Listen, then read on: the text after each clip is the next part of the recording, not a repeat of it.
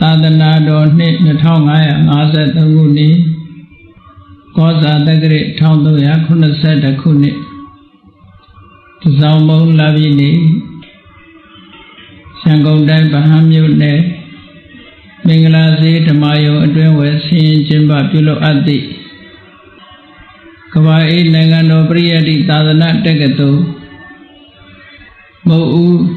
အလှူတော်မင်္ဂလာအခမ်းအနားနှင့်ဆက်လျက်၍ဆင်းကျင်းပပြုလုပ်အပ်သည့်ညာဥယျာဉ်ဓမ္မသဘင်အခမ်းအနားဝယ်ဟောကြားအပ်သောလောက၏အဆုံးသို့ရောက်ရှိခြင်းတရားဒေသနာတော်ဒီကနေ့ညဓမ္မသဘင်အခမ်းအနားကိုရှင်ဘုန်းတော်သခင်ရှင်တော်မြတ်ဘုရား၏မဟာကရုဏာဂုဏ်ကိုအာယုပြုကာတိကျူဖွဲ့ဆိုအပ်သောဝန္ဒနာပနာမအာတိတဂါထာကိုရွတ်ဆိုပူဇော်ခြင်းဖြင့်စတင်ကြရအောင်ယောကပဂောတိဟိပိယပမေယံကာလံကရွန်တောတိတုဂရာနိခေရံကတောလောကဟိတယာနာထောနမောမဟာကာရုဏိကတတတ္တ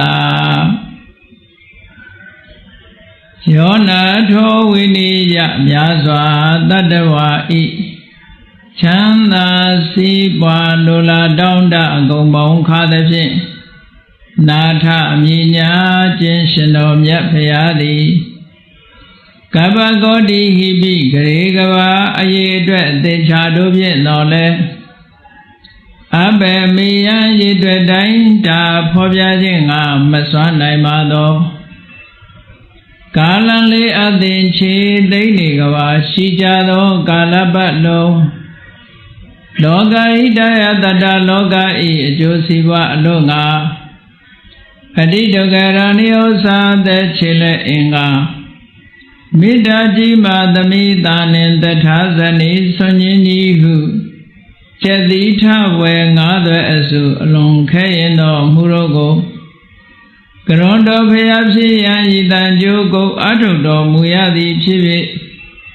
ခေရန်လက်ချေမျက်လုံးအသက်ဆုံးရဲ့နှလုံးစေဝံကိုရောဤပင်မခြင်းတို့ကတောဘဝဒါနကျိန်ဖန်များစွာရောက်တော်မူခဲ့ရရှာလေပြီမဟာကရုဏီကတတတ္တဝါများယဝေတာကဲ့သို့တနာရှိခင်မဟာကရုဏာရှင်ဖြစ်တော်မူသောသာသနာတသဝိနည်းများစွာတတ္တဝါဤချမ်းသာစီးပွားလိုလားတောင်းတအကုန်ပေါင်းခါသဖြင့်နာထမြညာထိုရှင်တော်မြတ်ဖရာအားနမောယုတိပြောင်းမှန်ကိုလျော်ဖြင့်ကရောယုကျိုးရှိခိုးခြင်းသည်အထုဘဝတုစင်စစ်မသွေဖြစ်ပါစေတည်း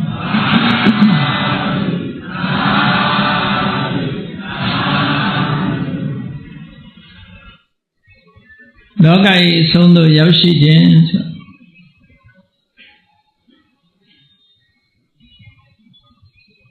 ဘုရားမြတ်စွာရဲ့စာပေမှာအလုံးသိကြတဲ့အတိုင်းလောကဆိုတာ၃မျိုးရှိတယ်ဩဃတလောကလို့ဆိုတဲ့တတ္တဝါတွေရဲ့မွေးဖွားတည်ရှိပြီးနေထိုင်ရာဖြစ်တဲ့စัจ java လာတွေနဲ့ဖွဲ့စည်းထားတဲ့ယဝန်းဒေတာကြီးကတစ်ခုရှိတယ်ပေါ့နောက်တစ်ခုကတတ္တလောကတခါတရံကြတော့အဲ့ဒီဩဃတလောကထဲမှာမိတင်းပြီးတော့နေထိုင်ကြတဲ့တတ္တဝါတွေကိုရည်ညွှန်းပြီးတော့လောကလို့သုံးတာရှိတယ်အဲ့ဒီလောကကိုတော့တတ္တလောကလို့ခေါ်တယ်တခါတရံကြတော့ဩဃတလောကကြီးဆိုတာလေဆိုင်ရာအကြောင်းတရားတွေကြောင့်ဖြစ်ပေါ်လာပြီးဆိုင်ရာအကြောင်းတရားတွေပေါ်မှာမိတည်နေရတာဖြစ်လို့သင်္ခါရပဲတတ္တလောကလို့ခေါ်တဲ့တတ္တဝါတွေဟာလည်းပဲကံစိတ်ဥဒုအာရအစတဲ့ဆိုင်ရာအကြောင်းတရားတွေပေါ်မှာမိတည်ပြီးတော့ဖြစ်ပေါ်နေရတာဖြစ်လို့ တတ္တလောကကြီးတစ်ခုလုံးကိုလည်းပဲသင်္ခါရလို့ပဲခေါ်တယ်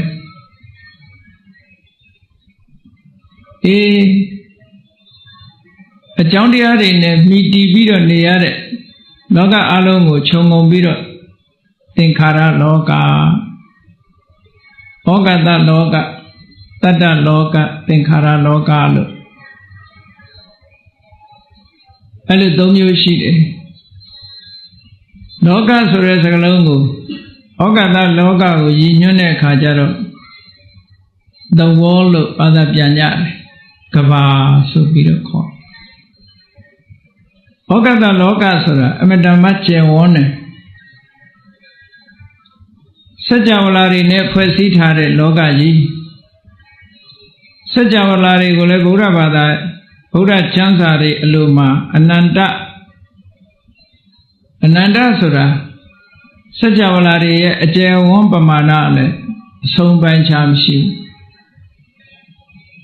အမတမကျယ်ပြန့်တဲ့ရာဝန်းကြီးတစ်ခုပဲမြတ်စွာဘုရားကသုလနိကလောကဓာတုသုံးဆိုတာလောကဓာတုဆိုတဲ့စကားလုံးကိုသုံးပြီးတော့စัจ java လာတွေရဲ့အကြောင်းကိုဟောထားတာ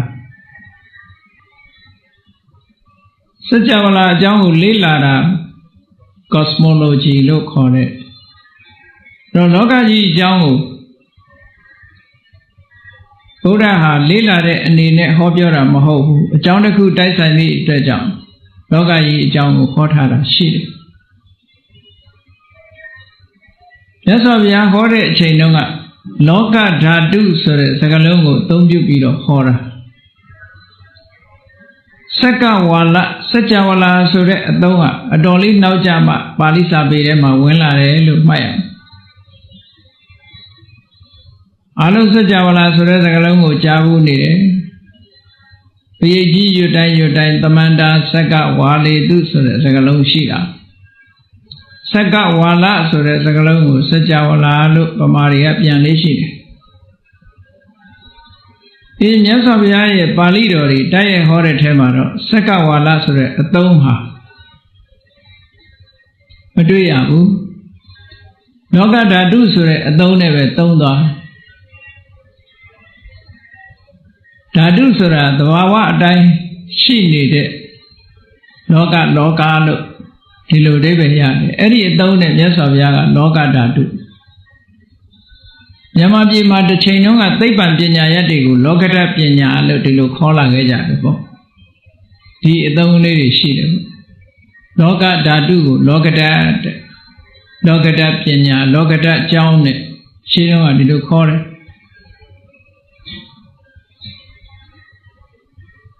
ဒီလောကဓာတုနဲ့ပတ်သက်လာပြီးတော့မြတ်စွာဘုရားကသုလနိကလောကဓာတုမစ္စည်းမိကလောကဓာတု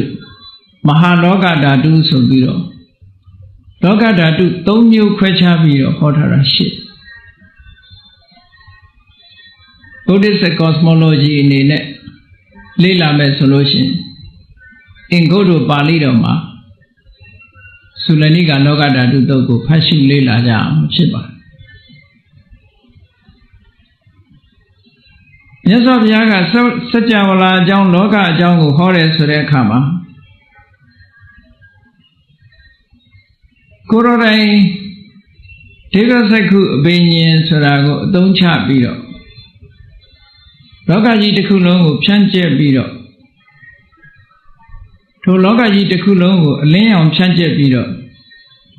ကြည့်ရှုပြီးဟောတဲ့အမတန်စွမ်းအားထက်တဲ့သမာဓိစွမ်းအားပညာစွမ်းအားနဲ့ကြည့်ရှုပြီးတော့ဟောတာပဂတိမျက်စိနဲ့မြင်နိုင်လောက်တဲ့အတိုင်းအတာလေးကအမတန်မှနည်းပါတယ်တူတော့ပဂတိမျက်စိနဲ့ကြည့်ဖို့ဆိုမလုံလောက်ဘူးကြည့်လေဘုန်းကြီးတို့တွေဟာကောင်းကင်နဲ့ပတ်ဝန်းကျင်ကိုကြည့်ရင်ဘယ်နေရာကပဲကြည့်ကိုဟာအလဲဘဟုမှာပဲရှိနေတာပဲအမြဲတမ်းဘာဖြစ်လို့ကိုကအလဲဘဟုမှာရောက်နေရသလဲလို့ဆိုရင်မျက်စိရဲ့မြင်ခွင့်အတိုင်းအတာကဒီလောက်ပဲရှိတာမျက်စိရဲ့မြင်နိုင်တဲ့စွမ်းအားဟာဟိုဘက်လည်းဒီလောက်ပဲဒီဘက်လည်းဒီလောက်ပဲဆိုတော့ဘ လောကကြီးကအလွန်ကျယ်တယ်ဆိုတဲ့အဓိပ္ပာယ်ကိုဖော်ဆောင်နေတာပေါ့အကယ်၍သာအကန့်အသတ်ရှိတဲ့နေရာတစ်ခုဆိုပါဆိုတော့အဆောက်အဦတစ်ခုထဲမှာကြည့်မယ်ဆိုရင်နာယနာကနေလို့ရှိရင်တစ်ဖက်ချင်းတစ်ဖက်ကျယ်ပဲဖြစ်မှာပေါ့အေးလောကကြီးမှာတော့ကိုကတဏှာမှာရလိုက်တာနဲ့တပြိုင်နက်ကိုဟာအလဲဘိုးမှာရှိတယ်ဘယ်ဘက်ကြည့်ကြည့်အကွာအဝေးဟာတူညီနေတဲ့အဓိပ္ပာယ်ရှိနေတယ်ဒါလောကကြီးကဘလောက်ကျယ်တယ်ဆိုတာအနုမာနအပြင်ခံမှန်းပြီးတော့ကြည့်လို့ရတယ်အေးသုလနိကလောကဓာတုမှာမြတ်စွာဘုရားသခင်ကိုရောမြတ်ကအသေးစားလောကဓာတ်ဆိုတာတဲ့စัจ java လာပေါင်း1000နဲ့ဖွဲ့စည်းထားတာတဲ့အဲ့ဒါလေးကိုလောကဓာတ်တစ်ခုလို့ပြောတာဒါအသေးဆုံးအကြီးဆုံးကြတော့စัจ java လာဂတိတသိန်းရှိတယ်စัจ java လာတစ်ခုမှာလူပြည်တစ်ခု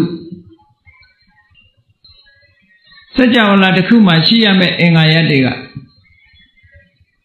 နေကိုဗဟုပြုပြီးတော့တည်ရှိနေတာဖြစ်တော့နေတစင်းလာတစင်းလူပြည်ကျွန်းကြီးလေးကျွန်းစတုမာရိတာဝရိဏယာမတုတ်တိတာနေဗ္ဗာန်ရတိဆိုတဲ့နတ်ပြည်တွေစัจ java လာတစ်ခုမှာရှိရတဲ့အရာတွေကိုမြတ်စွာဘုရားကစัจ java လာတစ်ခုတစ်ခုမှာနေတစင်းလာတစင်းဒီလိုရှိတယ်စัจ java လာ1000ဆိုလို့ရှိရင်နေ1000လာ1000ရှိမှာပေါ့ဒီကနေ့ခေတ်သိပ္ပံပညာရှင်တွေကလည်းပဲသူတို့ရဲ့စွမ်းအားကြီးတဲ့မမြောင်းကြီးတွေတပ်ဆင်ထားတဲ့ဂျူရူကြီးတွေကောင်းကင်ပေါ်လွတ်တင်ပြီးတော့ကြီးတဲ့အခါမှာတာမန်လူပြေကကြီးလို့မရတဲ့နေရာတွေကိုမြင်ကြရတယ်ဆိုတာဟာအဖြေထုတ်ထားတာရှိတယ်ပေါ့ဒီနေရင်မကဘူးတခြားနေတစ်စင်းလည်းပဲရှိတယ်ဆိုတာကိုသူတို့တွေ့တယ်လို့ပြောအေးမြတ်စွာဘုရားကြတော့မြတ်စွာဘုရားမှာပိုင်ဆိုင်တဲ့ဒိဗ္ဗစက္ခုဆိုတဲ့မှတ်မြောင်းကတော့အတိုင်းအဆမရှိအကုန်လုံးမြင်နိုင်စွမ်းရှိတာကိုမြင်နိုင်စွမ်းရှိတော့တမာတိစွမ်းအားနဲ့ကြီးကျင်တဲ့ကြည့်လို့ရတဲ့နေရာအဲ့ဒီတမာတိစွမ်းအားနဲ့ကြည့်လိုက်တဲ့အခါမှာအငယ်ဆုံးလောကဓာတုလို့ဆိုတဲ့မှာစัจ java လာပေါင်း1000နဲ့ဖွဲ့စည်းထားတာတဲ့နေ1000လာ1000အကြမ်းမြင်အပြင်ရှိတယ်လို့ဒီလိုပြောအကြီးဆုံးစัจ java လာကြတော့ဂရေတသိန်းဆိုနေဂရေတသိန်းလာဂရေတသိန်းရှိမှာပေါ့အဲ့တော့နေရီလာတွေဆိုတာစัจ java လာတစ်ခုမှတစ်ခုတစ်ခုဖွဲ့စည်းထားသည့်အတွက်ကြောင့်အဲ့ဒါကိုကြည့်ပြီးစัจ java လာဟာအနန္တရှိတယ်လို့ဒီလိုပြောတာအဲ့ဒီစัจ java လာဂရေတသိန်းဆိုတာမြတ်စွာဘုရားရဲ့အလောင်းတော်ဖွားမြင်တဲ့အခါပြိဋိဘံဆန်တဲ့အခါ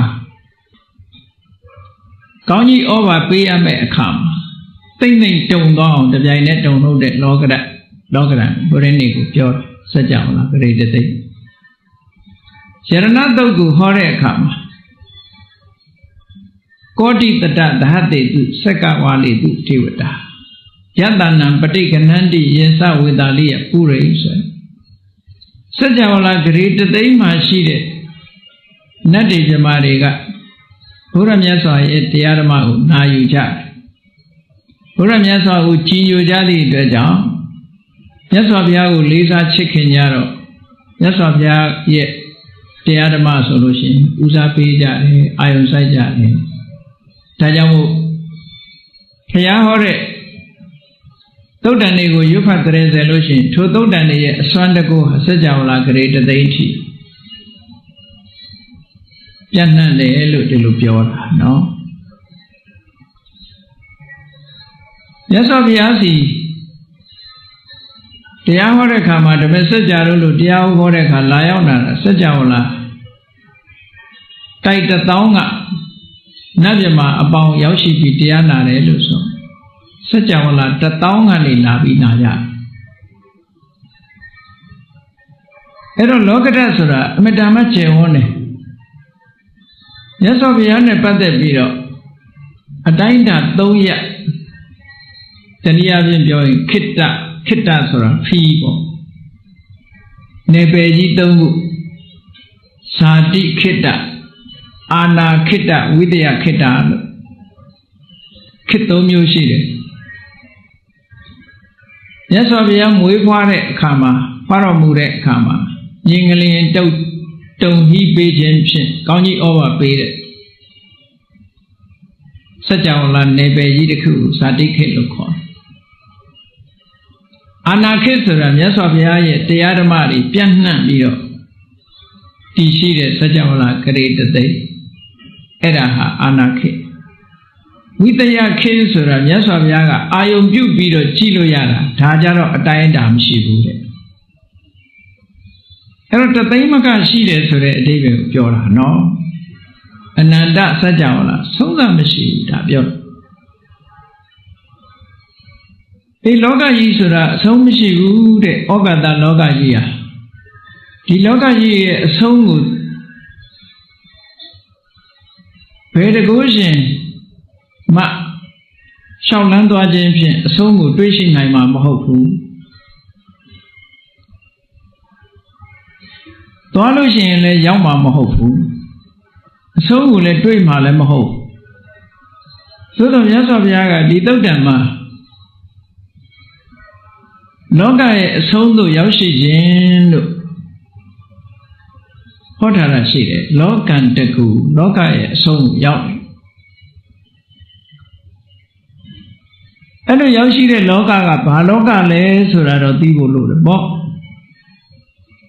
သို့သောလောကလူတွေကလောကရဲ့အဆုံးကိုသွားဖို့ကြိုးစားကြတယ်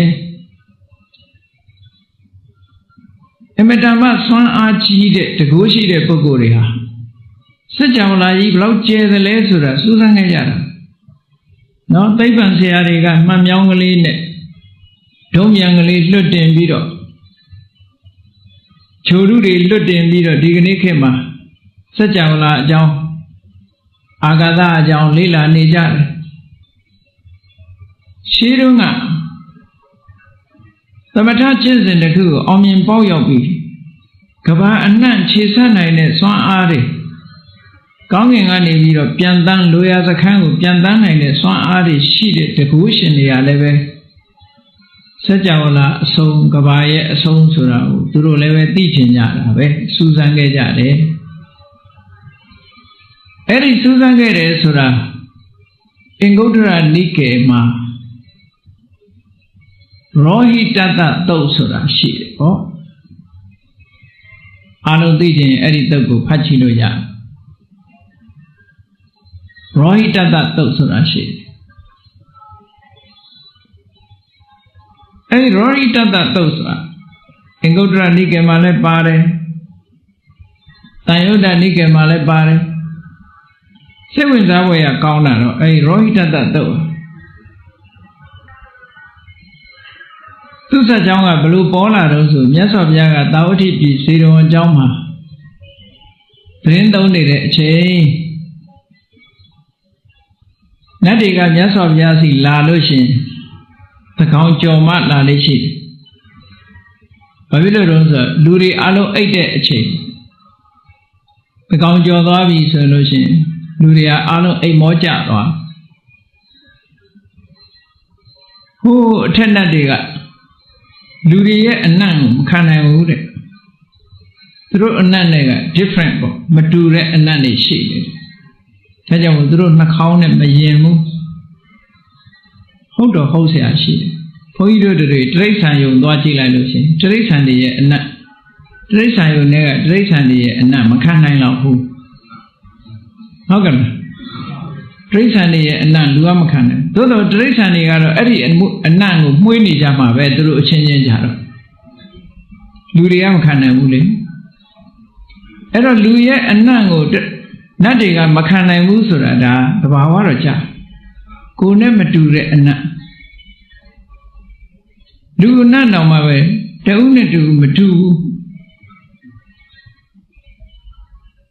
ဒီမြန်မာပြည်ရဲ့အနောက်ဘက်အိန္ဒိယသွားလိုက်လို့ရှိရင်အိန္ဒိယလူမျိုးတွေရဲ့အနံ့ကတစ်မျိုး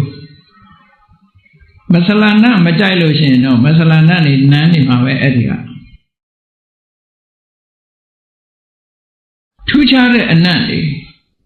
ဟိုရှိပဲသွားလို့ချင်းအညီအဟောက်တွေအစားများလို့ငါးစိမ့်အညီအနတ်တွေဂျပန်နိုင်ငံတို့ဘာလို့ကြတော့ရှိနေမှာအဲ့လိုထူးခြားတဲ့တုံးနဲ့တူမတူညီတဲ့အနတ်တွေကိုယ်နဲ့အတွေ့အကြုံကိုယ်နှာခေါင်းနဲ့မရင်တဲ့အနတ်တွေကလောကကြီးမှာရှိအဲ့တော့နတ်တွေကနေ့လည်အချိန်ဆိုရင်လူတွေကလှုပ်ရှားသွားလာနေတော့လူတွေကိုတိုက်ခတ်ပြီးတော့လွင့်ပြန်တက်လာတဲ့အနတ်တွေကပိုဆိုးတယ်လူအနတ်ပဂတိအနတ်ကမွေးဖို့တော့မရှိဘူးပေါ့မွေးတာကရေမွေးဆွတ်ထားလို့ပေါင်တာကြောင့်မို့လို့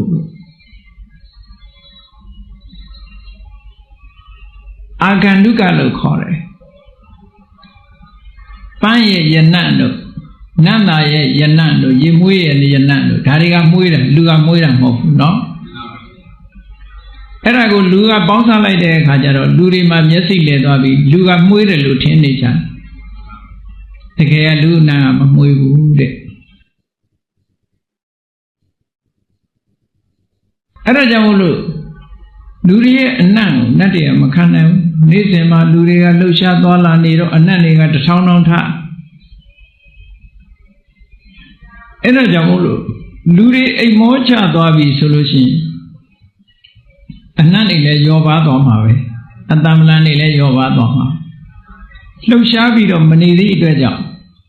လေတွေကတိုက်ခတ်ပြီးတော့လူအနတ်တွေအပေါ်မှာတက်လာမှာမဟုတ်ဘူးတဲ့ဒါကြောင့်မို့နတ်ပြည်ကနတ်တွေဟာအမတန်မှလာခြင်းလို့လာရင်တောင်မှပဲအဘိက္ကန္တာယရတ္တိယညဉ့်ဥယံကိုကျော်လွန်ပြီးတော့သကောင်ပိုင်းရောက်တဲ့အခါကျမှလူပြည်ကိုလာကြတယ်တဲ့လူပြည်ကိုလာတဲ့အခါမှာလည်းပဲနတ်တွေဆိုတာသူတို့ကထိုင်တော့မယ်ဆိုရင်သူတို့ထိုင်เสียခုံကြီးကသူတို့ရဲ့ဘုံကအစွမ်းအလျောက်အလိုလိုပေါ်လာတတ်တယ်လူတွေလိုထိုင်ကုန်ယူသွားเสียမလို့ကံကအကျိုးပေးတဲ့ဘုံဆိုတာကိုနေခြင်းတဲ့နေရာဘုံမိမ့်မှန်ကရှိတယ်ကိုသွားတဲ့လမ်းဟာရွှေလန်းငွေလန်းခင်းထားတာကိုထိုင်ခြင်းတဲ့နေရာဟာထိုင်เสียကအလိုလျောက်ဖြစ်လာလူတွေကြတော့အဲ့ဒါလောက်ကြီးမရှိဘူး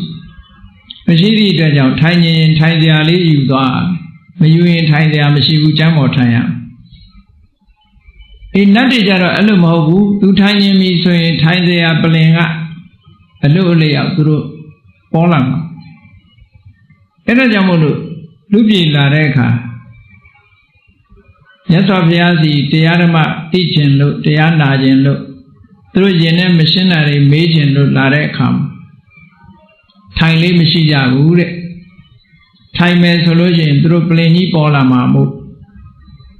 မြတ်စွာဘုရားကိုအာဂါရဝမလေးစားရရောက်မှာဆိုလို့မထိုင်တာလို့ဒါကအကြောင်းတစ်ခုပေါ့နော်ဒါလည်းယုတ်တိရှိတဲ့အကြောင်းတစ်ခုပဲ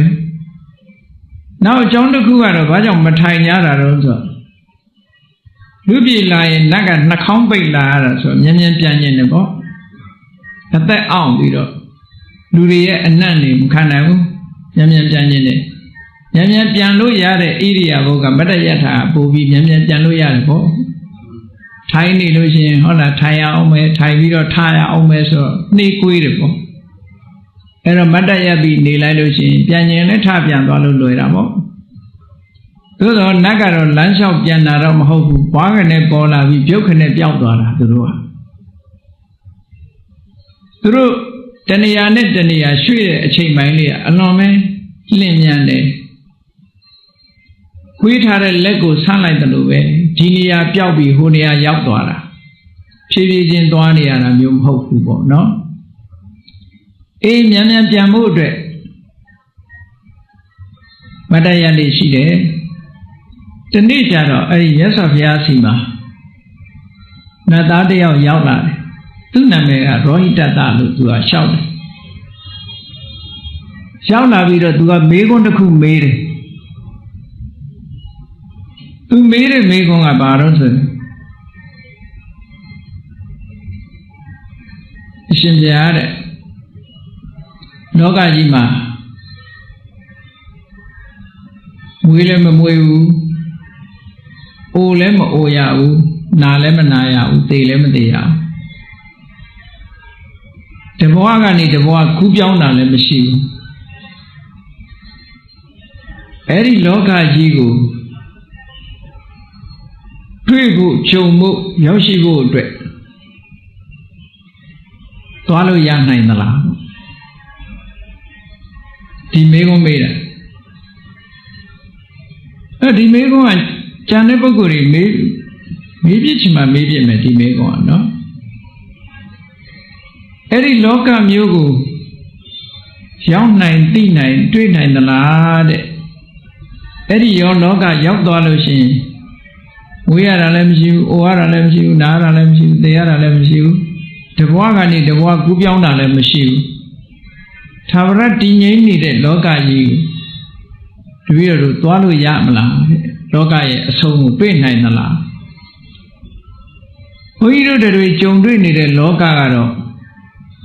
မွေးလဲမွေးတယ်အိုလဲအိုတယ်နာလဲနာတယ်သိလဲသိတယ်တဘွားကနေတဘွားသွားဘယ်တတ္တဝါမှမြဲနေတာမရှိဘူးเนาะ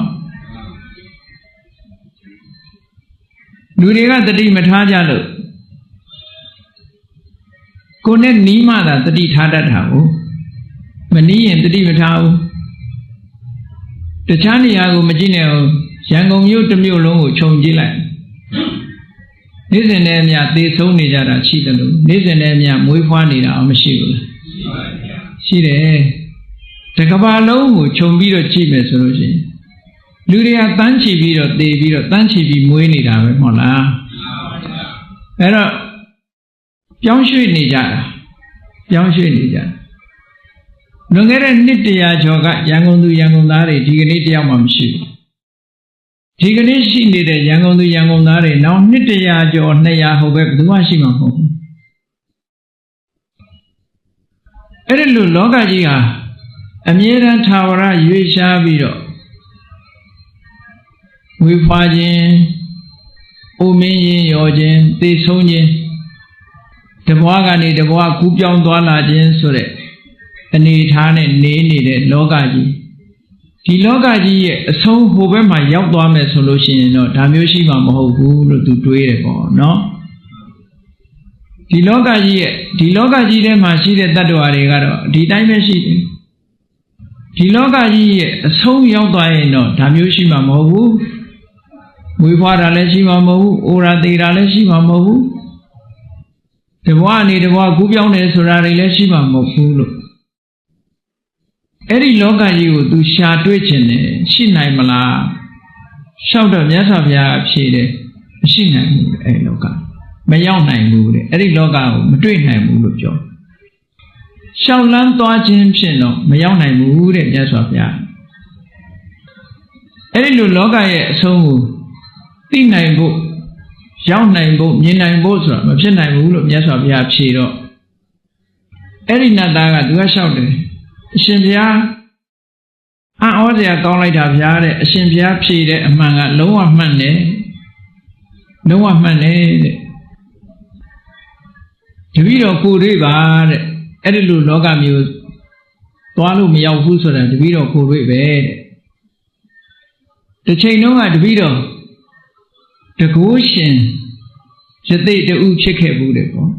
သူကသူစားကြောင့်ပြန်လျှောက်တာတကိုးရှင်ရသိကြီးတူတပည့်တော်ဖြစ်ခဲ့တယ်ကောင်းကင်ခရီးကနေပြီးတပည့်တော်သွားနိုင်တယ်တပည့်တော်ရဲ့လင်းမြန်တဲ့နှုံးကခုခေတ်စကားနဲ့ပြောမယ်ဆိုရင်အလင်းတန်းရဲ့လင်းမြန်တဲ့နှုံးနဲ့သွားမှာပေါ့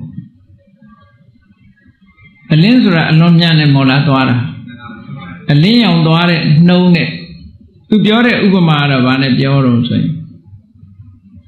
အမတန်ပေါ့တဲ့ညာကလေး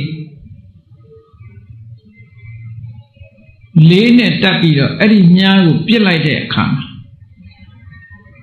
ထပင်တပင်ဆိုတာဘလောက်ပဲရှိမလို့ထပင်ရဲ့အတုပ်ဟာရှိလာလို့ရှိရင်8လက်မတပေ12လက်မဒီလောက်ပဲရှိမှာပေါ့နော်အဲ့ဒီညားနဲ့ပြစ်လိုက်လို့ညားကထ ထပင်လုံးနာနေကပ်ပြီးတော့ဖြတ်သွားတဲ့အချိန်လေးဟာတစ်စက္ကန့်ပဲဘိုင်းလောက်ပဲရှိမှာပဲပေါ့ဟုတ်ကဲ့လားဆိုလိုတာကသူဥပမာပေးထားတာတော့သူ့ရဲ့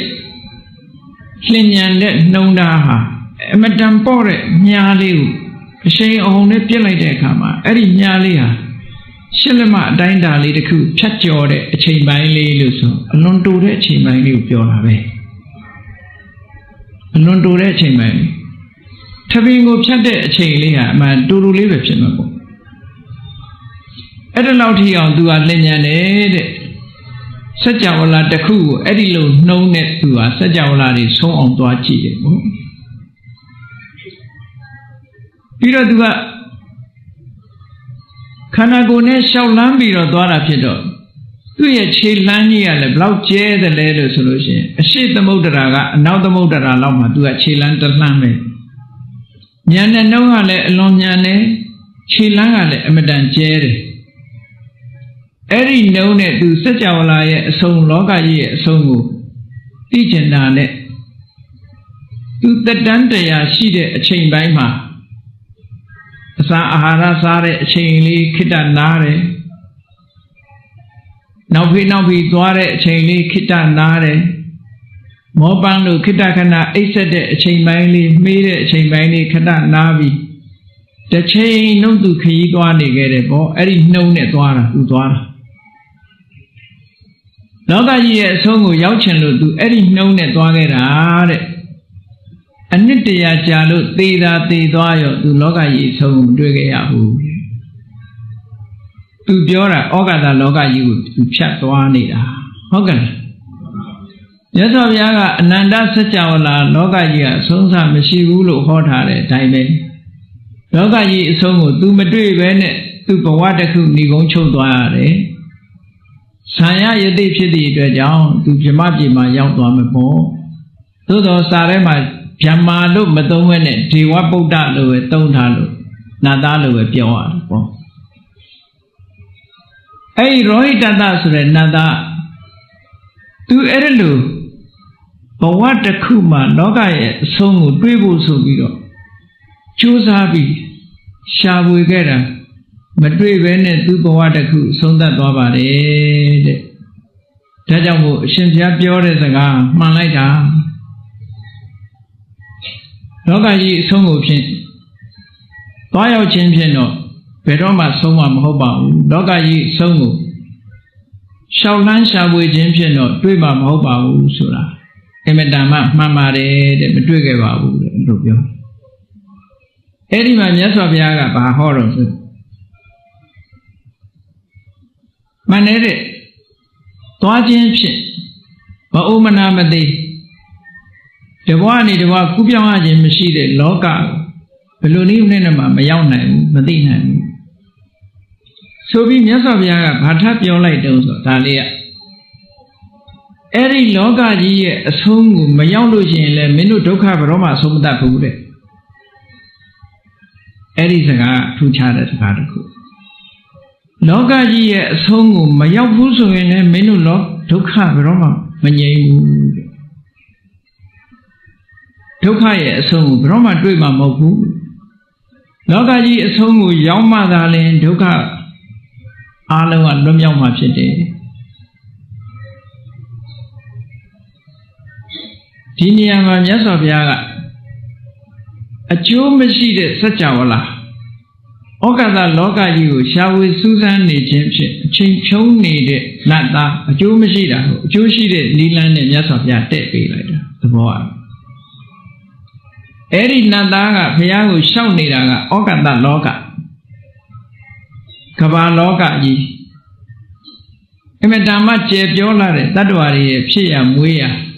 တည်ရှိနေရလောကကြီးရဲ့အဆုံးကိုသူကရှာတာဘယ်လောကကြီးရဲ့အဆုံးကိုရှာမရောက်နိုင်ဘူးလို့အဲ့ဒီဩဃာတလောကကြီးအဆုံးကိုရှာလို့မရောက်ဘူးမြတ်စွာဘုရားကဩဃာတလောကကိုမရည်ညွှန်းမဲနဲ့သင်္ခါရလောကကိုရည်ညွှန်းပြီးတော့အဲ့ဒီလောကရဲ့အဆုံးကိုမရောက်လို့ရှိရင်လည်းမင်းဒုက္ခအဆုံးမတတ်ဘူးတဲ့ဒုက္ခဆိုတာဘာတော့ ပြန်လီမွေးဖွားခြင်းအိုခြင်းနာခြင်းသေခြင်းဆိုတဲ့ဒီဆင်းရဲဒုက္ခတွေမင်းဘယ်တော့မှအဆုံးသတ်မှာမဟုတ်ဘူးဘုန်းကြီးတို့တွေမဆုံးနိုင်တဲ့ဒုက္ခဆိုတာဘာလို့ဆိုရင်ကြည့်ဇာတိပိဒုက္ခစရာပိဒုက္ခဗျာတိပိဒုက္ခမရဏပိဒုက္ခဒါတွေပဲမဟုတ်လားမဆုံးနိုင်တဲ့ဒုက္ခလောကလူသားတွေမဆုံးနိုင်တဲ့ဒုက္ခဘာဖြစ်လို့တော့ဆိုရင်မွေးလာပြီးရင်အိုမယ်နာမယ်သိမယ်သိပြီးရင်မွေးပြန်အောင်မယ်မွေးလို့ရှိရင်အိုမယ်နာအောင်မယ်သိအောင်မယ်ဟောမွေးလိုက်အိုလိုက်နာလိုက်သိလိုက်မွေးလိုက်အိုလိုက်နာလိုက်သိလိုက်ဆိုတဲ့ဒီတန်တရားဆက်ကြီးတဲ့ကနေပြီးတော့ဘယ်တော့မှမပြီးဆုံးနိုင်တဲ့အရာကြီးဖြစ်ပြီးတော့ဒီထဲမှာပဲတဝဲလဲလဲရှိနေတယ်မွေးထားတဲ့အချိန်ပိုင်းမှာလဲသက်သာလားဆိုမသက်သာဘူးဣယေဟိဝေပြောကောဒုက္ခကိုလိုချင်တာတွေကိုနှစ်သက်တာတွေကိုမြတ်လို့တာနဲ့ခွဲရတယ်အပိယေဟိတံပြောကောဒုက္ခကိုမတွေ့ချင်တာတွေနဲ့တွေ့ရမယ်ကိုမုန်းတာတွေနဲ့လဲစုံစည်းရမယ်ဟောပိယေဟိအပိယေဟိတံပြောကောဒုက္ခပိယေဟိဝေပြောကောဒုက္ခဒါရင်လားဆိုတော့မဟုတ်ယံပိဋ္ဌံနလဗတိတံပိဒုက္ခဒီမစကြာမှာဟောထားတဲ့မြတ်စွာဘုရားကလူတိုင်းတတိထားဖို့သိနိုင်တဲ့ဒုက္ခတွေကိုထုတ်ပြထားတာနော်လူကျင်တာမရတဲ့ဒုက္ခအဲ့တော့လူတွေကစဉ်းစားလိုက်ပဲကိုလူကျင်တဲ့ယာတုရလိုက်တယ်ကိုလူကျင်တဲ့ငွေကြေးရတယ်ကိုဝယ်ကျင်တဲ့ပစ္စည်းလေးဝယ်လို့ရတယ်ဆိုယံပိဋ္ဌံနလဗတိတံပိဒုက္ခံဆိုတာမဟုတ်ဘူးလို့ထင်ကောင်းထင်လိုက်အဲ့ဒါကိုပြောတော့မဟုတ်ဘူးယံပိဋ္ဌံနလဗတိဆိုလူတွေဟာအိုခြင်းလို့အိုတာလားမအိုခြင်းပဲနဲ့အိုတာလားအိုခြင်းပဲနဲ့အိုတာပါဗျာအေးအဲ့ဒါမရနိုင်တဲ့ဟာပဲကားလိုချင်ရင်တော့ပတ်စံရှိရင်ရပါတယ်သွားဝယ်ပေါ့တိုက်လိုချင်လည်းဆောက်ရတာပဲပတ်စံရှိမရဘူးလားကျန်တာတွေကရနိုင်တာလေမရနိုင်တာကဘာလို့ဆိုရင်အိုတာကိုမအိုပါစိန်နဲ့ဆိုရနိုင်မှာမလားနာတာကိုမနာဖို့ဆိုတာရနိုင်မှာမလားတေခြင်းသဘောရှိတဲ့အနေထားတစ်ခုကတေခြင်းကင်းတဲ့အနေထားတစ်ခုကိုရဖို့ဆိုတာကိုလိုချင်ရနိုင်မှာမလားရနိုင်ဘူးတဲ့အဲ့ဒါတွေကိုရည်ညွှန်းတာယံပိဋ္ဌာနလည်းပဲဒီတံပိဒုက္ခနောက်ဆုံးကြတော့ခန္ဓာ၅ပါးရထားတာဟာဒုက္ခပဲလို့ဓမ္မစကြာမှာဒုက္ခကိုသေယုဖော်ထားတာရှိတယ်ပေါ့အဲ့ဒီဒုက္ခတွေဟာလောကရဲ့အဆုံးကိုမရောက်ဘူးဆိုလို့ရှိရင်ဘလို့မှဒီဒုက္ခတွေအဆုံးသတ်မှာမဟုတ်ဘူးတဲ့လောကကြီးထဲမှာနေနေရင်တော့ဒီဒုက္ခတွေကျုံနေရမှာပဲလို့မြတ်စွာဘုရားဟောလိုက်တဲ့အခါအဲ့ဒီလောကဟာစัจ java လောကကြီးကိုယဉ်ညွှန်းတာမဟုတ်ဘူးဩဃာသလောကကြီးကိုယဉ်ညွှန်းတာမဟုတ်ဘူးသင်္ခါရလောကကိုမြတ်စွာဘုရားယဉ်ညွှန်းလိုက်တာ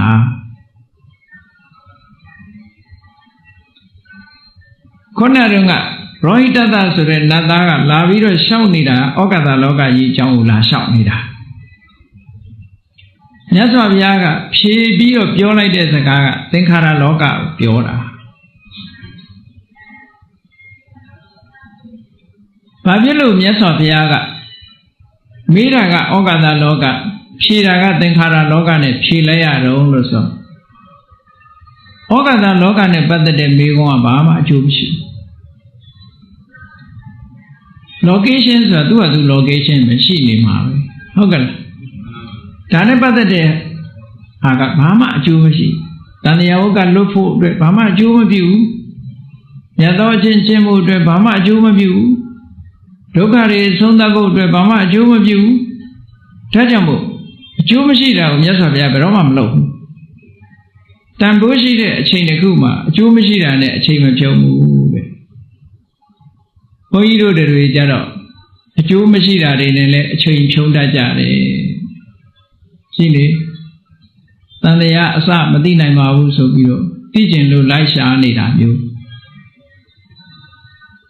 ရှာတွေ့တော့ကောဘာလုပ်မှာတော့ဘာမှလုပ်လို့ရမှာလည်းမဟုတ်ဟုတ်ကဲ့ရှာရောတွေ့ဦးမှာလားဆိုမတွေ့ဘူးခေါဏရောဟိတတတန်တရားလောကကြီးရဲ့အဆုံးကိုသူလိုက်ရှာတာလေ အကယ်၍တရားဓမ္မအဲ့ဒီအချိန်မှာတရားဓမ္မတွေကျင့်လိုက်မယ်ဆိုလို့ရှိရင်ဒုက္ခဆုံးသတ်သွားအောင်မယ်လောကကြီးကိုဆုံးကိုရှာရင်နဲ့သေးတာသွားရှာမတွေ့တော့ဘူးသူလုပ်တဲ့ဟာအကျိုးတစ်ခုဘာမှမရှိဘူးအဲ့ဒါလို့အကျိုးမရှိတဲ့အလုပ်ကိုမြတ်စွာဘုရားမလုပ်ရအောင်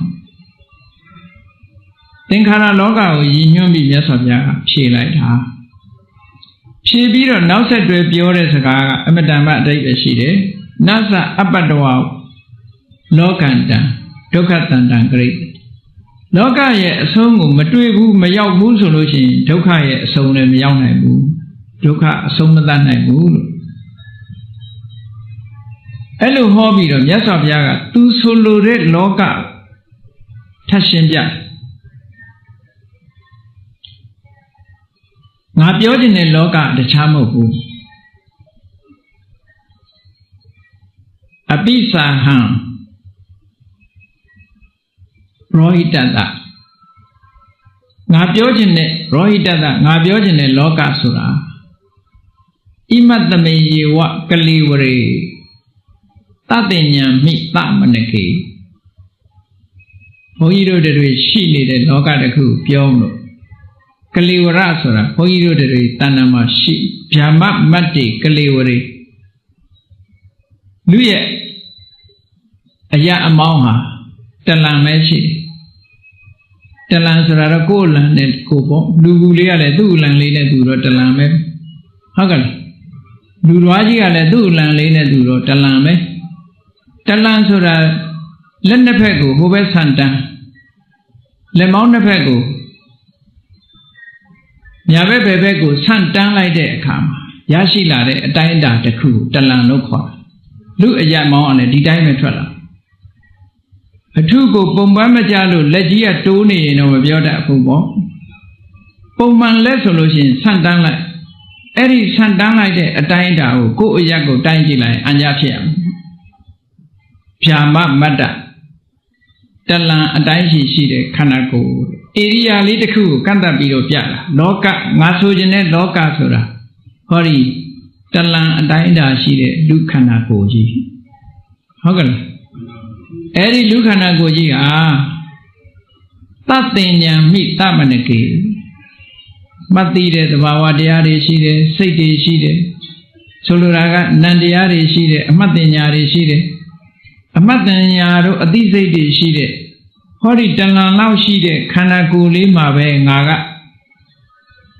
လောကရဲ့အကြောင်းကိုလည်းငါပြောမယ်တဲ့လောကဖြစ်ပေါ်ခြင်းရဲ့အကြောင်းတရားဟာလည်းဒီထဲမှာပဲရှိတယ်လောကရဲ့ချုပ်ငြိမ်းရာဆိုတာလည်းဒီထဲမှာပဲရှိတယ်လောကချုပ်ငြိမ်းဖို့အကျင့်ကောင်းဆိုတာလည်းဒီထဲမှာပဲရှိတယ်ဟောဒါအဲ့ဒီရောဟိတတနတ်သားကိုဇမားကိုမြတ်စွာဘုရားကသင်္ခါရလောကနဲ့ပတ်သက်ပြီးခေါ်လိုက်တဲ့တရားတစ်ခုပဲဒါလောကရဲ့အဆုံးသို့ရောက်ရှိခြင်းဆိုတာဒီလောကကိုပြောတယ်မြတ်စွာဘုရားသတ်မှတ်ဖော်ပြတဲ့လောကသည်တလံအတွင်းမှာပဲရှိတယ်လူခန္ဓာကိုယ်ထဲမှာပဲရှိတယ်ဆိုလိုတာကလောကဆိုတာဒီထဲမှာရှိတယ်လောကဖြစ်ကြောင်းတရားဆိုတာလည်းဒီထဲမှာရှိတယ်တခြားသွားမရှာဘူးလောကនិရောဓလောကချုပ်ငြိမ်းရာနိဗ္ဗာန်ဆိုတာလည်းဒီမှာပဲရှိတယ်လောကនិရောဓဂါမိနိပฏิပဒါလောကရဲ့ချုပ်ငြိမ်းရာအကျင့်ကောင်းဆိုတာလည်းဒီထဲမှာပဲရှိတယ်တခြားသွားမရှာဘူးဒီသုတ်တန်လေးကိုးကားပြီးတော့ဘုန်းကြီးတို့1989ခုနှစ်ကတိရိလင်္ကာမှာနေတယ်တိရိလင်္ကာမှာနေတော့ကိုလံဘိုမြာနာမြို့နာက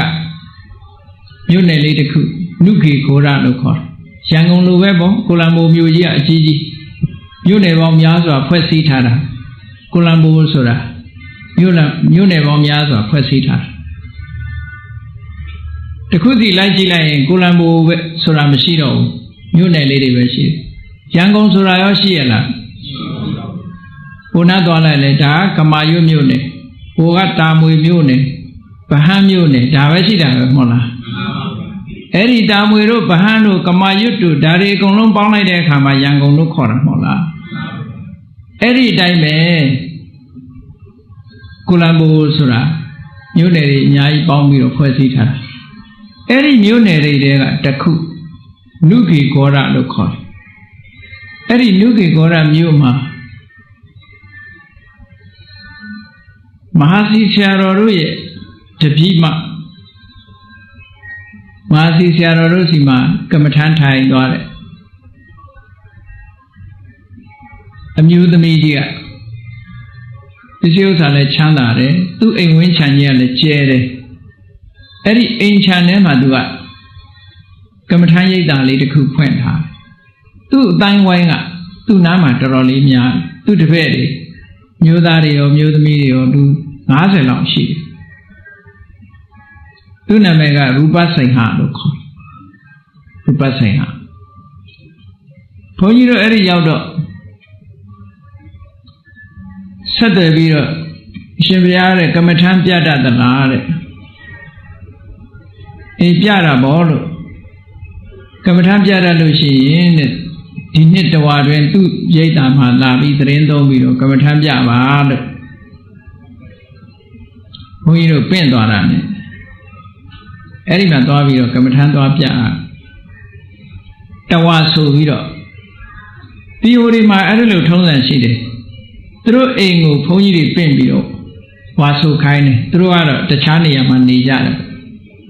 Was so Bida Kama, Katenu Varo Lobiro, Tanakamu, Chujare, Tila Sauti Jare, Edit. Sunday need I need I. Konya, Kamatandia Hobia, the other hobby animal. Through the general make on it made. Erima, Tayama, Tayahore, Kajan, Mahajang horrors, Neva and Jang horror. Where is Neva now? Nevan's of a machine. The make only maybe. Aloha, Buravada, when it was in it. Could the Gamu low dine, Nevan Mepo Yeturu net, Yavazi, Nevan will suit only Shijanani, Idame Ponya, Nevan another Bisio Hodunet Sobio, Nevan will suit on ya. Tavian Nevan a Penama Shidale, Diela. Matilo Shin, Penama Machine, suit only, Yan suit only, and Yabeula. No? Who didn't bother when he ever drew up a machine so coming the utopia did. And Nevan Bemales of the one Nevan Bemales of Medija, Machina Yao. Ponya Bjorn, Nevan Surad, Kanagurema, where she did. The child and you tone. Da a Kuka Masive Jora Moku, yes of Yaga. Hurry, right at that doma. Piama Mati. Imatame what Kalivuri. Imatame what Kalivuri from yes of Ya. Tikana Goji to Pure, no? Tikana Goji. Tatinya meet Tamanaki. A Masai day, this day she did. Hurry, Talamia Kana Goji de Maved. Lokin Sap Pinya Baby, Loka Yishi de Lulenga Piore, Loka Suradiniama, a Tony Piantara. This are Levabe, Tokave. Hogan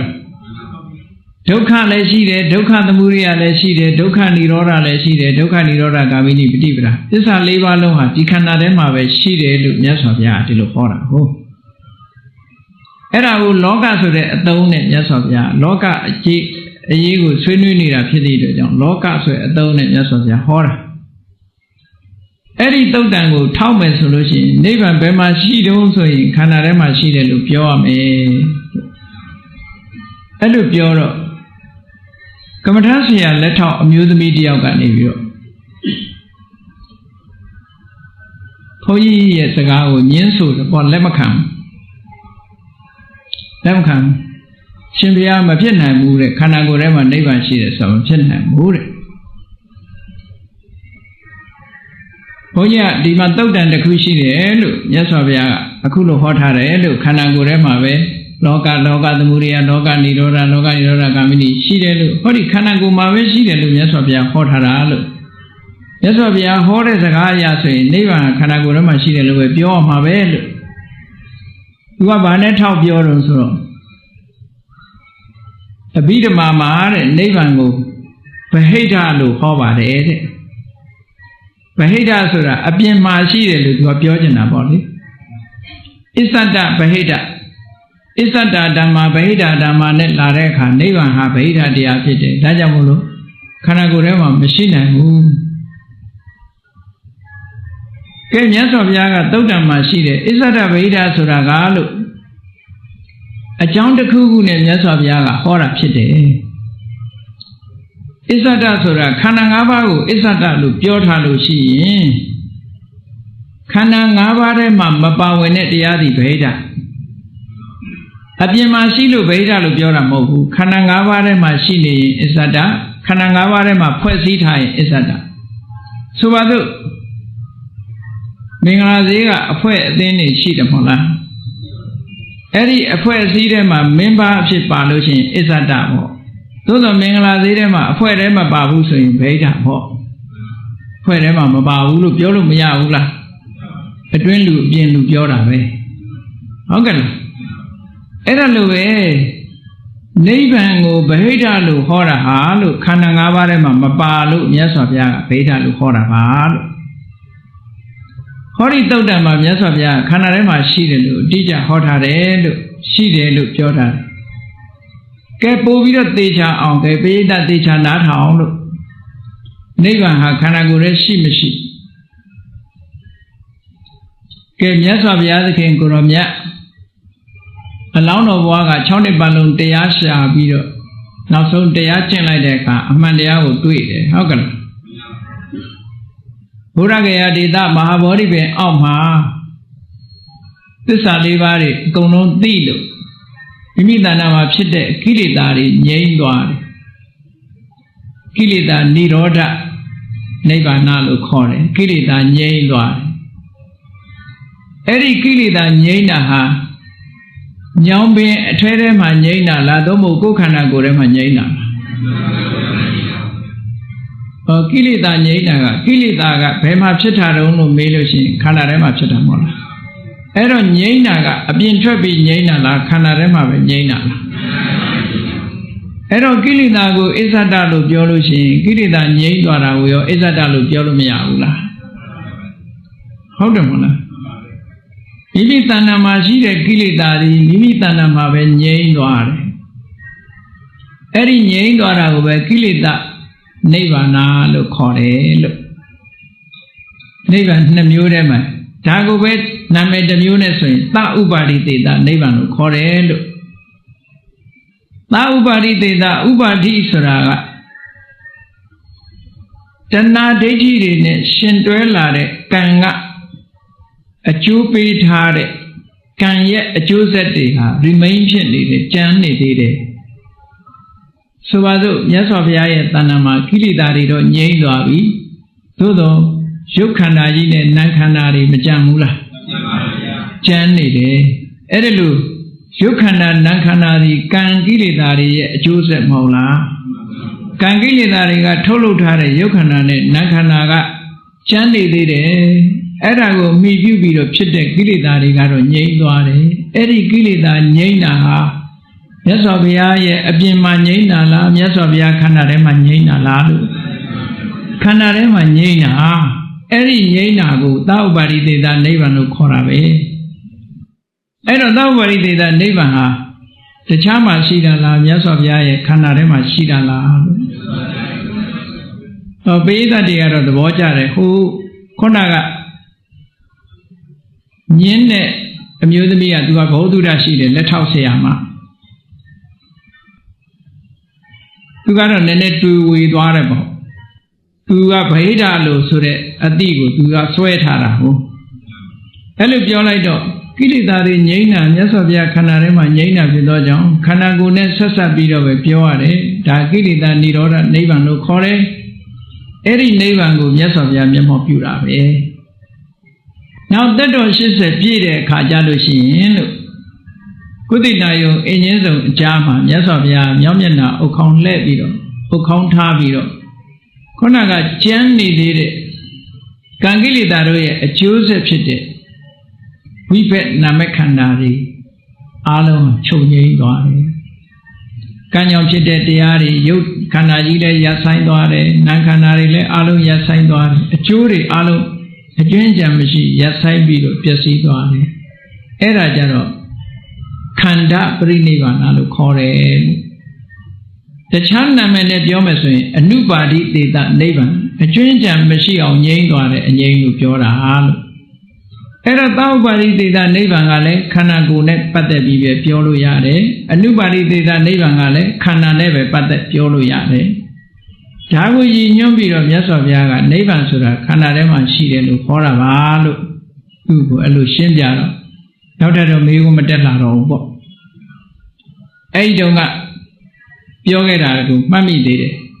ဒီသုတ်တံမှာမြတ်စွာဘုရားကဟောထားသည့်အတွက်ကြောင့်ဗုဒ္ဓဘာသာဝင်တွေWhere is the နိဗ္ဗာန်နိဗ္ဗာန်ဘယ်မှာရှိသလဲလို့ဆိုလို့ရှိရင်နိဗ္ဗာန်ဆိုတာခန္ဓာနဲ့ပတ်သက်ပြီးမှပြောလို့ရတယ်ဒါကြောင့်မို့ကိုယ်ခန္ဓာထဲမှာကိလေသာငြိမ်းတာဟာကိလေသာနိဗ္ဗာန်ပဲသာဥပါတိတေသာနိဗ္ဗာန်ပဲကိုယ်တဏ္ဍာမှာရှိနေတဲ့ခန္ဓာတွေဉာဏ်နဲ့ခန္ဓာတွေအကျိုးခန္ဓာတွေအလုံးငြိမ်းသွားတာဟာအနုပါတိတေသာနိဗ္ဗာန်ပဲဆိုတော့နိဗ္ဗာန်ဟာခန္ဓာနဲ့တခြားလားခန္ဓာထဲမှာပဲခန္ဓာနဲ့ပတ်သက်ပြီးရှိနေတာလားဆိုခန္ဓာနဲ့ပတ်သက်ပြီးရှိနေတာဒါကြောင့်မို့လို့အထက်ကရာတွေမှာဘယ်လိုရေးထားတော့ဆိုနိဗ္ဗာန်ပိခန္ဓာပฏิပတ္ထမေဝတဲ့နိဗ္ဗာန်အကြောင်းကိုပြောခြင်းရင်လည်းခန္ဓာနဲ့ပတ်သက်ပြီးပြောမှဖြစ်တယ်ဟုတ်ကဲ့လားဘာလို့လဲဆိုငြိမ့်နေဆိုဘာငြိမ့်တာတော့မေးလို့ရတာပေါ့အဲ့တော့ငြိမ့်စရာမရှိဘဲနဲ့ငြိမ့်မှမလားကိလေသာရဲ့ငြိမ့်ခြင်းခန္ဓာရဲ့ငြိမ့်ခြင်းဆိုတော့ကိလေသာနဲ့ခန္ဓာနဲ့ဆက်ပြီးပြောရတာပဲမဟုတ်လားမီးကလေးငြိမ့်သွားတယ်ဆိုရင်ဘာမီးငြိမ့်တာလဲဖျောင်းနိုင်မီးငြိမ့်တာလားထင်းမီးငြိမ့်တာလားဖျောင်းနိုင်မီးတို့ထင်းမီးတို့နဲ့စပ်ပြီးမပြောရဘူးလားအဲ့ဒါကြောင့်မို့လို့နိဗ္ဗာန်ပိခန္ဓာပฏิပတ္တမေဝခန္ဓာနဲ့စပ်ပြီးတော့ပြောရတာလို့ပိဋကတွေကတော့အဲ့ဒါကိုလက်ခံတော့ဒါကြောင့်မို့လို့မြတ်စွာဘုရားကရောဟိတတတုတ်မှာဟောဒီတလန်လောက်ရှိတဲ့ခန္ဓာကိုယ်ထဲမှာပဲလောကဆိုတာလည်းရှိတယ်လောကဖြစ်ကြောင်းတရားဆိုတာလည်းရှိတယ်လောကချုပ်ရနိဗ္ဗာန်ဆိုတာလည်းရှိတယ်လောကချုပ်ရအကျင့်ဖြစ်တဲ့မဂ္ဂင်၈ပါးအကျင့်တရားဆိုတာလည်းရှိတယ်လို့မြတ်စွာဘုရားကဒီလိုဟောတာပါလို့ကဲကောင်းပြီဘုန်းကြီးတို့တွေတကယ်အရေးကြီးတာကဩကတလောကကြီးရဲ့အဆုံးကိုရှာဖို့အရေးကြီးတာလားကိုယ်သင်္ခါရလောကရဲ့အဆုံးကိုရှာဖို့အရေးကြီးတာလားသင်္ခါရလောကရဲ့အဆုံးကိုရှာရမယ်တဲ့မြတ်စွာဘုရားလောကဆိုတာဟာဘာကိုလောကလို့ခေါ်တာတုံးလို့ထပ်ဆင့်ပြီးတော့စဉ်းစားလိုက်တဲ့အခါလောကရဲ့အဓိပ္ပာယ်ကိုဖွင့်တဲ့အခါမှာလုဇတိပလုဇတိတိလောကောလုဇတိပျက်စီးနေတယ်ပလုဇတိအမြဲပျက်စီးနေတယ်ဒါကြောင့်လောကောလောကလို့ခေါ်တာလောကရဲ့စကားလုံးရဲ့အဓိပ္ပာယ်ကိုကပျက်စီးခြင်းလို့အဓိပ္ပာယ်ရတယ်ပေါ့ပျက်စီးနေတာဖြစ်လာပြီးတီးနေမှာမဟုတ်ဘူးဖြစ်လာပြီးပြတ်သွားမှာလို့ပြောတာနော်ပြတ်နေတယ်အဖြစ်မရှိဘဲနဲ့တော့ပြတ်တယ်လို့ပြောလို့ပဲရမယ်ဖြစ်တာတွေကတီးမနေဘူးပြတ်တယ်လို့ပြောတာနော်ဒါဖြင့်လောကဆိုတာဘာကိုပြောတာတုံးသင်္ခါရလောကဆိုတာဘာကိုပြောတာတုံးလို့ကောက်ချက်ချကြည့်တဲ့အခါကျတော့ဒီခန္ဓာ၅ပါးကိုပဲပြောတာပဲခန္ဓာ၅ပါးဟာအကြောင်းတရားကြောင့်ဖြစ်လာပြီးဘာဖြစ်လဲပြတ်သွားတာပဲအဲ့ဒီပြတ်သွားလို့ခန္ဓာ၅ပါးကိုလောကလို့ခေါ်တယ်တဲ့အဲ့ဒီလောကကြီးရဲ့အဆုံးရောက်အောင်သွားရမယ်လို့ပြောတာမဆုံးဘူးဆိုလို့ရှိရင်အိုခြင်းနာခြင်းသိခြင်းဆိုတာတွေကဒုက္ခတွေကအဆုံးသတ်မှာမဟုတ်ဘူးတဲ့လောကရဲ့အဆုံးကိုမရောက်ဖဲနဲ့အိုခြင်းနာခြင်းသိခြင်းကဆုံးတာဆိုမရှိနိုင်ဘူးဒါကြောင့်မို့လို့ခန္ဓာ၅ပါးရဲ့ဒီမမြဲတဲ့သဘောတရားတွေကိုရှုမှတ်ဖို့ရအတွက်မြတ်စွာဘုရားကနံပါတ်1သစ္စာဖြစ်တဲ့ဒုက္ခသစ္စာကိုဟောတယ်ဒီသုတ်တံမှာလောကလို့ဆိုတဲ့နာမည်နဲ့ဟောတယ်ဒီလိုမှတ်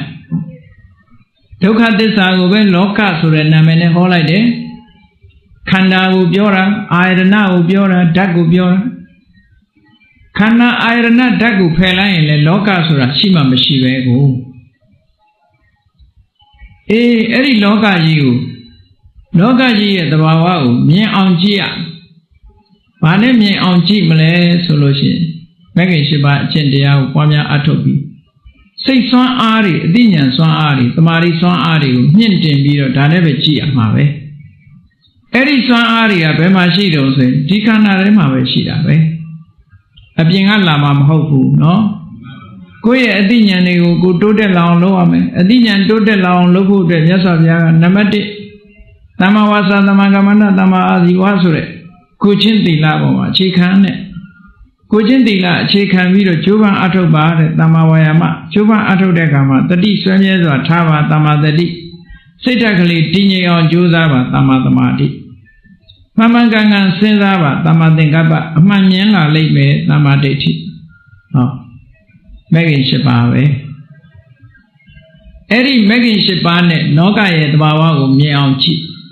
သစ္စာ၄ပါးအရင်နာမည်နဲ့ပြောမယ်ဆိုလို့ရှိရင်မဂ္ဂင်၈ပါးနဲ့ဒုက္ခကိုရှုတာအဲ့တော့ဝိပဿနာတရားအထုတ်တယ်ဆိုတာဘာကိုရှုတာတော့ဆိုရင်ဒီဒုက္ခကိုပဲရှုတာပဲဒါဝိပဿနာရဲ့အာယုံကိုပြကျင်လို့မြတ်စွာဘုရားကဒုက္ခသစ္စာကိုအရင်ဆုံးဟောတာပဲအဲ့ဒါလို့မေဃသစ္စာလို့ခေါ်တဲ့လောကနိရောဓဂ ामि နိပฏิပဒါဒီအကျင့်ကိုထူထောင်ပြီးဘယ်မှာအလုပ်လုပ်ရမလို့ဆိုလို့ရှိရင်လောကဆိုတဲ့ခန္ဓာပေါ်မှာအလုပ်လုပ်တဲ့အဲ့ဒါလို့ခန္ဓာပေါ်မှာအလုပ်လုပ်လို့ခန္ဓာရဲ့သဘာဝတွေကိုသိလိုက်တဲ့အခါကျတော့ထိုခန္ဓာပေါ်မှာအတွေ့အတာရှိသေးလားအတွေ့အတာပြတ်သွားပြီဆိုတာဟာလောကသမုဒိယလောကကိုထုတ်လုပ်နေတဲ့အတွေ့အတာသမုဒိယသစ္စာကိုဖယ်ရှားလိုက်ခြင်းပဲဖြစ်တယ်ပေါ့ဖယ်ရှားလိုက်ပြီးတော့ဆိုက်ရောက်သွားတာကဘာလို့ဆိုရင်ထုတ်လုပ်တဲ့အကြောင်းတရားကင်းသွားပြီဆိုလို့ရှိရင်ဆက်လက်ဖြစ်ပေါ်မှုရှိပါအောင်မလားမရှိတော့ရင်ခြုံငိမ့်သွားတာပေါ့အဲ့ဒါကိုလောကနိရောဓလို့ခေါ်တာပဲအဲ့တော့လောကရဲ့အဆုံးကိုရောက်ချင်လို့ရှိရင်တဲ့အတွေ့အတာဆိုတဲ့သမုဒိယကိုဖယ်ရှားမှာဖြစ်ပါတယ်သမုဒိယကိုဖယ်ရှားခြင်းလို့ရှိရင်နံပါတ်1သစ္စာဖြစ်တဲ့လောကသို့မဟုတ်ဒုက္ခသစ္စာကိုမှန်အောင်မြင်အောင်ကြည့်ရမယ်ဒုက္ခရဲ့သဘောကိုမှန်မှန်မြင်ပြီဆိုလို့ရှိရင်ထိုဒုက္ခကိုထုတ်လုပ်နေတဲ့အတွေ့အတာဆိုတာကိုယ်တဏ္ဍာမှာကင်းပြတ်သွားလိမ့်မယ်ကင်းပြတ်သွားခြင်းဖြင့်ဒုက္ခကိုမထုတ်လုပ်တော့ဘူးဒုက္ခကိုမထုတ်လုပ်သည့်အတွက်ကြောင့်ကိုရလိုက်တာဘာလို့ဆိုရင်ဒုက္ခនិရောဓလောကនិရောဓအဲ့တော့သစ္စာ၄ပါးဆိုတာဝိပဿနာလုပ်ငန်းစဉ်ကြီးကိုအကျဉ်းပြောတာပဲရှင်သာရိပုတ္တရာဒါလေးနဲ့ပဲသောတာပန်ဖြစ်သွားတာပဲအကြောင်းနဲ့အကျိုးအဲ့ဒီမှာဒုက္ခဆိုတာလက်ရှိဖြစ်ပေါ်နေတဲ့ခန္ဓာတွေသမုဒိယဆိုတာအဲ့ဒီလက်ရှိဖြစ်ပေါ်နေတဲ့ခန္ဓာတွေရဲ့အကြောင်းတရားပဲအဲ့ဒီနှစ်ခုလုံးငြိမ်းသွားတာဒုက္ခနဲ့သမုဒိယနှစ်ခုစလုံးမဖြစ်တော့တာကိုဒုက္ခនិရောဓလို့ခေါ်တာပဲနိဗ္ဗာန်ဆိုတာဥပိ္ပဏံအပ္ပဝတ္တိនិရောဓတဲ့ဥပိ္ပဏံဒုက္ခသစ္စာသမုဒိယသစ္စာဒုက္ခနဲ့သမုဒိယနှစ်မျိုးတို့၏အပ္ပဝတ္တိအဖြစ်ရဆိုင်သွားခြင်းဟာနိဗ္ဗာန်နိဗ္ဗာန်ပဲဟောအကြောင်းလည်းရဆိုင်သွားတယ်အကျိုးလည်းရဆိုင်သွားတယ်ဘာဖြစ်လို့အကျိုးကအကြောင်းကရဆိုင်တာတော့အကြောင်းကိုပယ်တတ်လိုက်တယ်အကျိုးပယ်တတ်အကြောင်းကိုပယ်တတ်လိုက်သည့်အတွက်ကြောင့်အကျိုးလည်းရဆိုင်သွားတယ်ကြည့်လေဒီမဆက်ကြံမှာလည်းရှင်းရှင်းလေးပဲမြတ်စွာဘုရားဟောထားတာပယ်တဲ့အခါမှာအကြောင်းကိုပဲပယ်ရတာဒုက္ခကိုပယ်ရတာမဟုတ်ဘူးမြတ်စွာဘုရားကသုံးလိုက်တဲ့စကားလုံးကိုကြည့်ဓမ္မစကြာမှာနိဗ္ဗာန်ကိုဘယ်လိုသုံးလို့ဒုက္ခនិရောဓလို့သုံးထားတယ်နော်ဒုက္ခရဲ့ချုပ်ငြိမ်းရလို့သုံးတယ်အဲ့ဒီဒုက္ခនិရောဓဆိုတာဘာလဲလို့ပြောတဲ့အခါကျတော့ယောတတ္တယေဝတဏှာယအတ္တိတဝိရာဂនិရောဓစာကော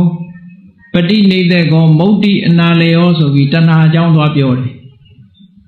ဘာဖြစ်လို့တုံးဆိုလို့ရှိရင်တဏှာဆိုတဲ့အကြောင်းတရားမရဖဲနဲ့ဒုက္ခမချုပ်ဘူးလေ ဒါကြောင့်မို့လို့အကြောင်းကိုပယ်ရမယ်ဆိုတာနာမည်ကတော့အကျိုးနာမည်နဲ့ပြောထားတာဒုက္ခនិရောဓဆိုတာဒုက္ခရဲ့ချုပ်ငြိမ်းရာဒုက္ခချုပ်တာဘာချုပ်မှချုပ်တုံးဆိုရင်တဏှာချုပ်မှချုပ်တယ်တဲ့ဟုတ်ကဲ့ဒါကြောင့်မို့တပည့်စัจ जा မှာသေးသေးချာချာဒီလိုဟောထားတာအကြောင်းကိုဖြတ်နိုင်မှအကျိုးဟာရပ်ဆိုင်သွားမှာဖြစ်တယ်အဲ့ဒါကိုပဲတက္ကရာတွေတီကာတွေမှာဥပိ္ပဏအပ္ပဝတ္တိနိဗ္ဗာန်ဒုက္ခနဲ့သမုဒယအကြောင်းနဲ့အကျိုးဒီနှစ်ခုရပ်ဆိုင်သွားခြင်းဒီပြင်နိဗ္ဗာန်လို့ဒီလိုပြောတာတဲ့ဒါဖြင့်ဒုက္ခနဲ့သမုဒယဒီနှစ်ခုကဘယ်မှာရှိတယ်ဆိုကိုယ်ခန္ဓာမှာပဲရှိတာပဲကိုယ်ခန္ဓာမှာရှိတဲ့အရာနှစ်ခုရပ်ဆိုင်သွားခြင်းကိုနိဗ္ဗာန်လို့ခေါ်ရင်နိဗ္ဗာန်ဘယ်မှာရှိတုံပြောရင်ခန္ဓာမှာပဲရှိတယ်လို့ပြောရတယ်သို့သောခန္ဓာကနိဗ္ဗာန်လားလို့ဆိုရင်မဟုတ်ဘူးခန္ဓာကတော့နိဗ္ဗာန်မဟုတ်ဘူးเนาะအဲ့ဒါတွေကိုရပ်ဆိုင်သွားဖို့မှန်ကန်တဲ့အကျင့်ဟာဘယ်မှာလဲဆိုရင်လေခန္ဓာထဲမှာပဲရှိတယ်အင်မတန်မှအစစ်မြင့်တဲ့မဂ္ဂင်၈ပါးအကျင့်တရားကိုကျင့်ကြံကြိုးကုပ်အထုတ်ခြင်းဖြင့်သာလျှင်သမုဒယကိုဖယ်ရှားပြီးတော့ဒုက္ခရဲ့အကြောင်းကိုအဆုံးသတ်ချုပ်ငြိမ်းစေလို့ရှိရင်နိဗ္ဗာန်ဆိုတာတွေ့ကြမှာဖြစ်တယ်လောကရဲ့အဆုံးကိုသွားကြမယ်ဆိုလို့ရှိရင်ဘာလုပ်ရမလဲမဂ္ဂင်၈ပါးကိုထူထောင်ရမယ်ထူထောင်ပြီးတဲ့အခါလောကကြီးကိုတည်ဆောက်နေတဲ့တဏှာကိုဖယ်ရှားပြရမယ်အဲ့ဒီလိုဖယ်ရှားလိုက်ရင်တဏှာကုန်သွားတာနဲ့တပြိုင်နက်လောကကြီးရဲ့အဆုံးကိုရောက်ပြီလို့သာမှတ်ပြီတော့ဟုတ်ကဲ့လောကကြီးရဲ့အဆုံးသို့ရောက်ရှိခြင်းဆိုတာလောကအဆုံးသို့ရောက်ရှိခြင်းဆိုတာတဏှာကုန်သွားလို့ခန္ဓာဆိုတဲ့လောကကြီးရဲ့သင်္ခါရလောကကြီးရဲ့အဆုံးကိုရောက်သွားတာအဲ့ဒီအဆုံးရောက်သွားမှပူခြင်းနာခြင်းစတဲ့ဆင်းရဲဒုက္ခတွေအကုန်ငြိမ်းသွားမှဖြစ်တယ်မြတ်စွာဘုရားကရောဟိတသဆိုတဲ့နတ်သားကိုဒီဒေသနာတော်ကိုဟောကြားတော်မူခဲ့တာဖြစ်ပါတယ်ဒါကြောင့်မို့တရားချစ်ခင်သူတော်စင်ပရိသတ်တို့ဟာလောကကြီးကိုအဆုံးလောကကြီးရဲ့အဆုံးကိုရှာကြရမှာဖြစ်ပါလောကကြီးအဆုံးကိုတော့ပဂတိအနေထားနဲ့သွားရောက်လို့တော့တွေးမှာမဟုတ်ဘူးဘာနဲ့သွားရမလို့ဆိုရင်မဂ္ဂင်၈ပါးဆိုတာနဲ့ပဲသွားရမယ်လောကကြီးရဲ့အဆုံးဟာဘယ်မှာရှိတယ်လဲဆိုရင်ကိုယ်ခန္ဓာကိုယ်ထဲမှာပဲရှိတယ်တလန်လောက်အတိုင်းတာရှိတဲ့ခန္ဓာကိုယ်ထဲမှာပဲလောကရဲ့အဆုံးကိုအဲ့ဒီလောကကြီးရဲ့အဆုံးကိုမမြင်သေးသမျှဘုန်းကြီးတို့တွေဒုက္ခကိုဆုံးသတ်နိုင်မှာမဟုတ်ဘူးလို့ကိုယ်စီသဘောကျပြီးတော့ဘုရားမြတ်စွာဟောကြားတော်မူခဲ့တဲ့တရားအတိုင်းသစ္စာ၄ပါးသိရှိအောင်ကြိုးစားအားထုတ်နိုင်ကြပါစေကုန်သတည်း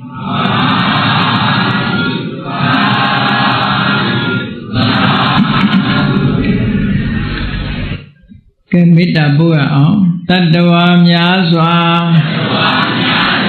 ဘေးရန်ကွာချမ်းသာကြပါစေတတ္တဝါများစွာဘေးရန်ကွာချမ်းသာကြပါစေမေတ္တာရေချမ်းသွန်ကားဖြံငြိမ်းချမ်းကြပါစေမေတ္တာရေချမ်းသွန်ကားဖြံငြိမ်းချမ်းကြပါစေသက်ရှိကျမ်းမာစိတ်ချမ်းသာလူရဆန္ဒပြည့်ပါစေသက်ရှိကျမ်းမာစိတ်ချမ်းသာလူရဆန္ဒပြည့်ပါစေဖုံလန္တာဒုက္ခပင်ကစားမေတ္တာပုံနေတုသင်္ကမာမနောတရာတိတဝေတံပဝါယံတုဒုက္ခန္တကာမေတ္တာပုံနေတုသင်္ကမာစုပေါင်းပို့အပ်မေတ္တာတဟုရောင်ပြူပါဝင်းငွေလမင်းနှင့်ရောင်ခြင်းရှယ်ယုံပေါင်းဆောင်ရခြင်းကြောင့်သဗ္ဗေတံကျွမဲ့ဥတ္တုံလုံးစုံများစွာတတ္တဝါတို့ဤမနောတရာတိမြင့်မြတ်ဖြူစင်အေးကြည်လင်းသည့်ရေစဉ်ပြည်တင်းစိတ်နှလုံးတည်ဟူသောရေအိုင်ကြီးအတွင်၌ဒုက္ခပင်ကသာအစဉ်ထာဝရအေးမြကြည်သာတာယာပွင့်လန်းချမ်းသာဒုက္ခတည်ဟူသောကုမုဒ္ဒရာကြာပန်တို့သည်ဘ Hồng Lan Đa Wan Ta Xuyên Miu Của Mông Lưu Lê Chỉ Nữ Huệ Chống Phú Quê Nhạ Gồm Nì Phi Vệ Tư Cả Nà Gà Lê Áo Lê Đệ Yó Sẽ Tên Piạm Bì Đi Đi Hù Đỏ Yàn Nà Nô Đi Bà Hòa Yàn Đu Cóng Gió Mẹ Tùy Chánh Lánh Yuệ Nì Chà Bà Dì Công Tê Đi